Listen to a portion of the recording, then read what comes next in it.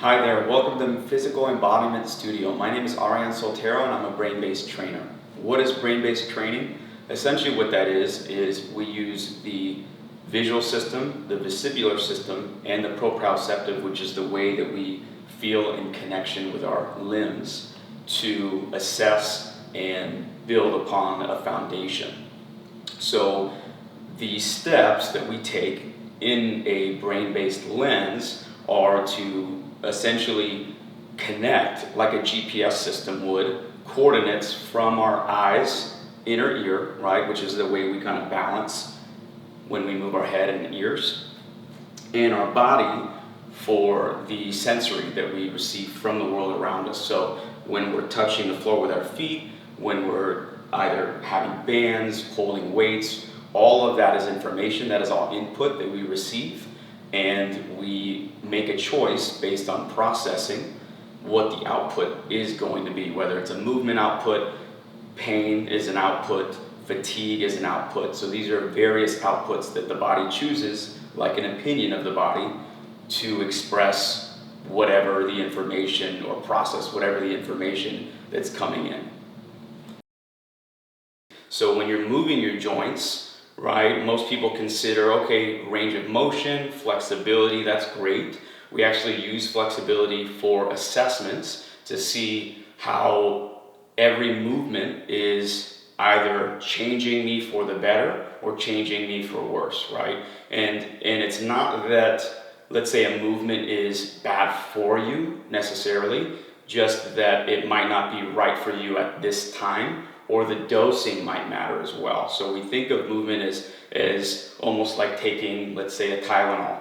Too much Tylenol might create a bad effect, right? There's overdosing something that might be great within reason, but over that might not be the best for you. So we consider movement to be the same way. So when we're considering flexibility assessments, I usually do a few things. You can bring your feet together, maybe about hip width apart or shoulder width apart, and point your fingers, and from a side view you can see that as I rotate side to side, or you can rotate side to side, you can consider, okay, how flexible am I with rotation, right? How far can I go to the right? You can kind of mark a spot on the wall. How far can I go to the left? You can mark another spot on that wall. And you can usually do this maybe 3 to 5 times just to get a realistic sense of how flexible you are, right? Because there is a warm-up process to the joints before you see kind of a full range of motion being warm.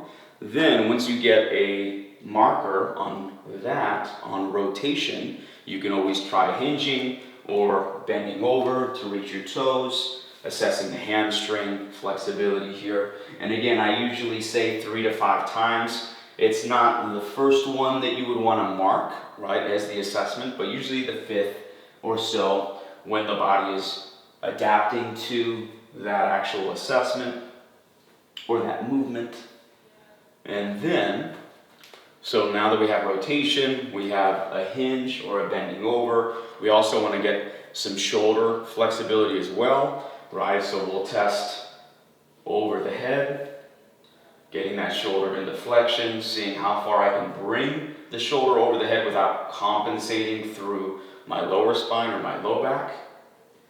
And again, maybe 3 to 5 repetitions so that you can see where the flexibility might be in that shoulder, and then we'll switch sides. Same thing, right and left, or left and right, whichever one you decide to start on.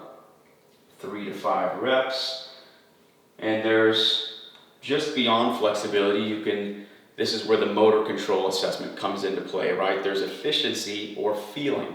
So a lot of the time we want more of a feeling based versus even repetitions. Repetitions are great, right? Numbers are great to be able to track or create a system around what I'm doing, right, and measure. But there's always going to be kind of a voice or a whisper, right, that tells you when something is a little tighter. If we're moving very quickly, it might not be, the loudest voice. Usually, like I said, it's a whisper, something you have to pay attention to. But you'll start to know when the body is telling you where something feels a little bit tighter, maybe you don't feel great or don't feel super confident in that specific movement or that range of motion. So when you are moving through these assessments, consider that as well. Not only where you can get, but how well you can get there. So we have shoulders, we did our rotation, we did our bending over or hamstring assessment, hinging essentially.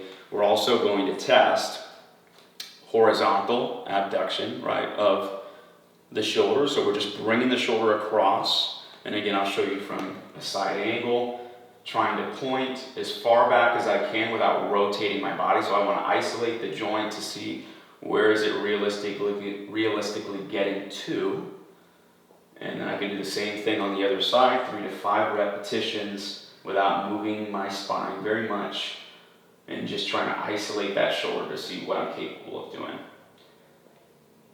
And again, keeping notes or keeping track of which side feels a little tighter. For me specifically, my left side feels a little tighter today. Again, it could be multiple things, right? It could be an injury, if I have an injury, or if you have an injury. It could be lack of sleep. It could be nutrition, right? It could be something that you're either lacking of in terms of a vitamin, mineral, etc., or it could be the information that we're getting visually and through our inner ear, right, vestibular system. So all of these take place at the same time as you're moving through certain movements. So we're going to start to get in a little deeper with the visual system, with the inner ear. But for now, using these assessments, we want to see, okay, how do I feel right now?